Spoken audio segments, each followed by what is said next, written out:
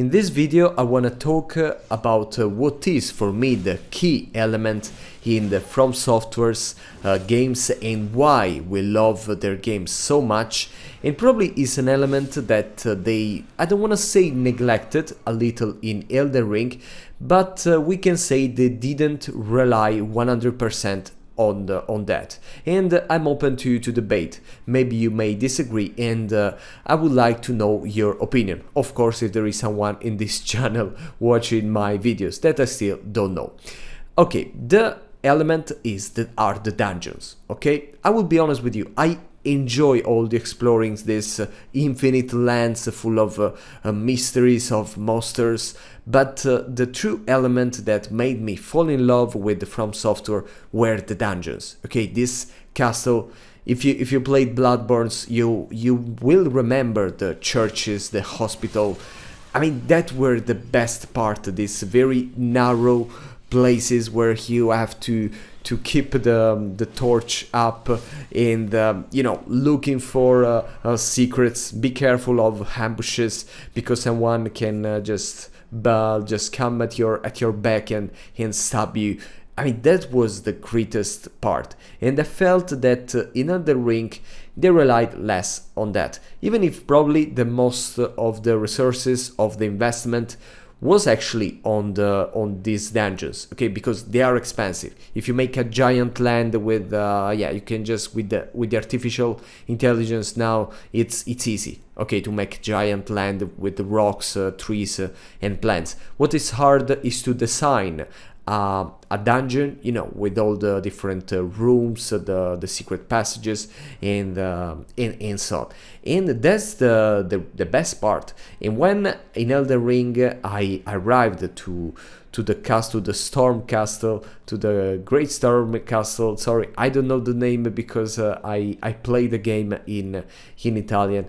I mean, that was so great. I really felt after, I was already enjoying a lot Elden Ring, as I said in the previous video, but yeah, that was the experience that made me fall in love.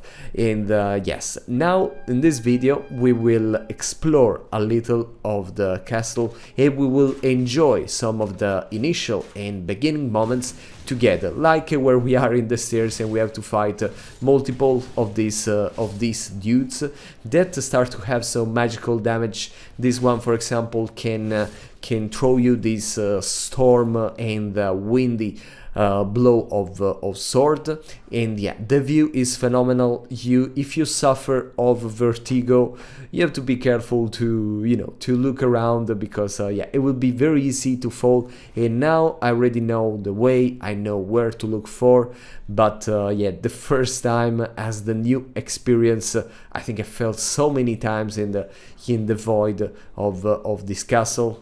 Another very nice part of these games, and in this case it was Bloodborne that neglected a little, even if it was more loreful, it was this playing with the torch. Okay, I really want to be in places where it's so dark that I cannot see, and Elden Ring worked on that. There are many caves and many rooms like that with very poor light, where you have to be careful because the enemy can see you but you cannot see the enemy. And I think they should even improve the stealth mode in this game, because I mean, it would be nice if you can actually, you know, like Assassin's Creed, Hitman, sneak around and attack. That, I mean, being hidden, because yeah, sometimes the game doesn't follow a proper logic. Okay, I mean, sometimes the enemies don't see you, otherwise they see you, but yeah, you cannot, you have no info, no rules to follow to play the game stealthy. It just I think lackness. And then the other thing that they should probably make something about is the smartness of the enemies, because sometimes, I mean, it's impossible. You can hit like the enemy in front of the other enemy and the other will not care. If you play games like Hitman, for example, it's completely different. You have the feeling that I mean, if you like just throw an object and you're a little noisy, everyone will notice. One guy will notice, the other guy will tell the third guy, and so there will be a chain of event that they will be looking for you just because you threw an object. Okay, and then they will take this object and they will bring it to a place. In Elden Ring, you can literally destroy things. You can throw a bomb to a part of the room, and in the other room at just 3 meters, no one will notice. And I mean, this is a huge problem that yeah, you live in a world where it's a little excused because there are all kind of zombies, undead, and you know, monsters, so you don't expect them to be smart, to be attentive.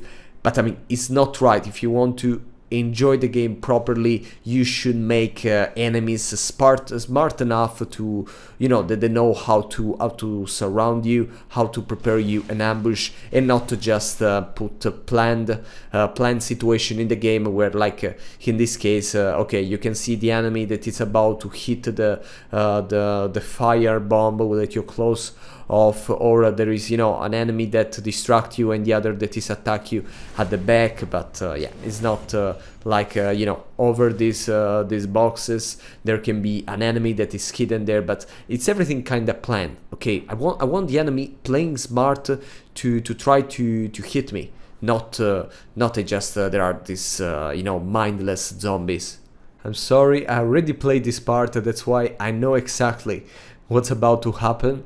I already took care of the guy at the beginning of the castle, because what probably some of you missed is that he will steal you money if you get killed in the game, in the castle. So that's why it's better to eliminate him. So now he didn't close me the door at the back, but you have still to fight the knights in the shadow. That then I mean, why why the enemy are not smart? Why a knight like that should have been hidden in the shadow waiting for someone to enter?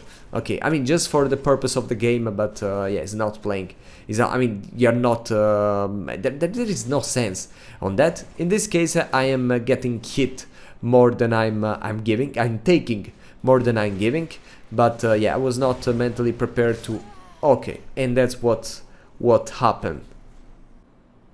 Okay, this time I psychologically prepare for that, and yes, of course, this kind of enemy with the shield are peculiar, okay, are specific. If you are in the tiny room, they should probably have an advantage. That's why it's better to bring him in the open air, where they can be more vulnerable. You have just to dodge their attack and wait for them to lower the defense with the shield, because if they keep the shield in front of you, it's almost impossible to hit them. You have to, I mean, you need a very heavy weapon. Otherwise, yeah, just to hit them very hard multiple times, or with magical ability. Of course, if you use an attack that involves a lateral, okay, from side to side blow, in that case it can be easier, because the shield will not protect from lateral attack, because it's more for the front. And yeah, the game of the light is just, you know, exploring this dark room with the torch, and you know, looking all the secret. I mean, the design was amazing. If you see all the tiny little objects, even if I say that they are quite repetitive, they probably just made you know, 50 of them, and they put it in the location in different composition. That's why they look a little different, but they probably are not. But yeah, the design is amazing, and I love the thing that you can break almost everything. Okay, they are not just part of the wall of the setting; they are destructible objects. Even it's sometimes, I mean, they're like too light. I mean, I don't expect when like you destroy pots of armor, so they're supposed to be a little heavy. It's not something that you can kick away just running around. But yeah, there are some problems in this game, but overall the experience, the vibe is amazing, and that's why we loved it so much. I will not spoiler you what will happen next, but maybe in the next video you will see it with your eyes.